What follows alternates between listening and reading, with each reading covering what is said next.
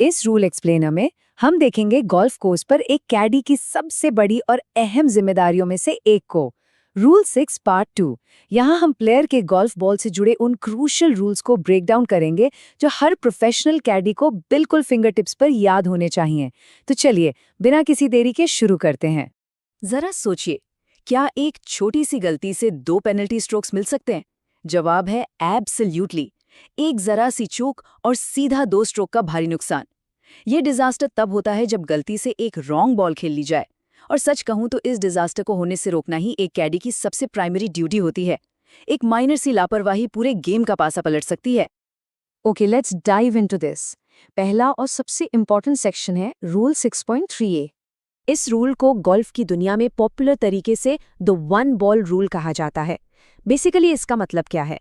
इसके मुताबिक teeing area से स्ट्रोक लगाने के बाद जिस बॉल से होल शुरू किया गया है, प्लेयर को वो होल उसी एग्जैक्ट सेम बॉल के साथ फिनिश करना होता है। मतलब शुरुआत से लेकर आखिर तक होल के अंदर बॉल गिरने तक एक ही बॉल इन प्ले रहनी चाहिए। ये रूल हर कैडी के लिए एक बेसिक और बेसलाइन कॉन्सेप्ट है। लेकिन जैसा कि हम सब जानते हैं, गोल्फ कोर्स पर चीजें हमेशा इतनी सिंपल नहीं होती, राइट? तो सवाल ये उठता है, क्या इस रूल के कोई एक्सेप्शंस है? क्या कोई ऐसी सिचुएशन है जहां एक नई बॉल अलाउड होती है? बिल्कुल हैं। इस बेसिक रूल के कुछ ऐसे वाइटल एक्सेप्शंस हैं जिन्हें हर प्रोफेशनल कैडी को हमेशा मेमोराइज करके रखना चाहिए। आइए देखते हैं कि एक्चुअली में बॉल कब चेंज की जा सकती है और कब नहीं। आगे बढ़ते हैं हमारे नेक्स्ट सेगमेंट पर, सब्स्टिट्यूशन बनाम रिप्लेसिंग। ये वो हिस्सा है जहां सबसे ज़्यादा मेजर मिस्टेक्स होती हैं, इसलिए इन दोनों टर्म्स के बीच का डिफरेंस समझना बहुत ज़रूरी है। स्क्रीन पर इस लेआउट पर ध्यान दीजिए। लेफ्ट साइड पर हम देख सकते हैं रिलीफ या सब्स्टिट्यूशन। जब प्लेयर रिलीफ लेता है, फॉर एग्जाम्पल किसी पेनल्टी एरिया से बॉल ड्रॉप करनी हो, तो वहां नया बॉल यूज करना अलाउड होता है। इसे सब्स्टिट्यूशन कहते हैं। वहीं राइट साइड पर देखिए, रिप्लेसिंग। जब हम बॉल को मार्क करके उठाते हैं और वापस उसी स्पॉट पर रखते हैं, तो उसे रिप्लेसिंग कहते हैं। यहां पर एग्जैक्ट सेम बॉल का होना 100% जरूरी है। बॉटम लाइन ये है कि रिलीफ के वक्त सब्स्टिट्यूशन चलेगा, यानी नई बॉल ला सकते हैं, पर रिप्लेस करते वक्त नई बॉल बिल्कुल अलाउड नहीं है, वही पुरानी बॉल चाहिए। अब आते हैं एक बहुत ही सीरियस टॉपिक पर, रॉन्ग बॉल का खतरा। ये गोल्फ कोर्स पर होने वाली सबसे बड़ी गलतियों में से एक है। पर आखिर ये भारी गलती होती क्यों है? इन पॉइंट्स पर नजर डालिए।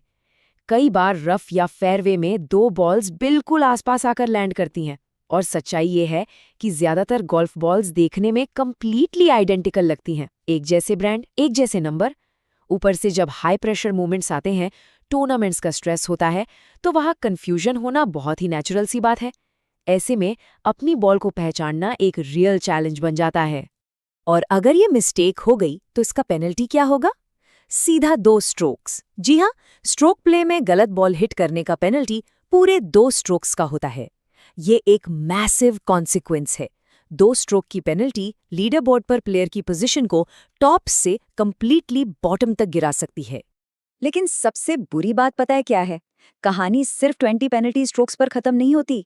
सिर्फ पेनल्टी एक्सेप्ट कर लेने से ये सिचुएशन मैजिक की तरह फिक्स नहीं हो जाती।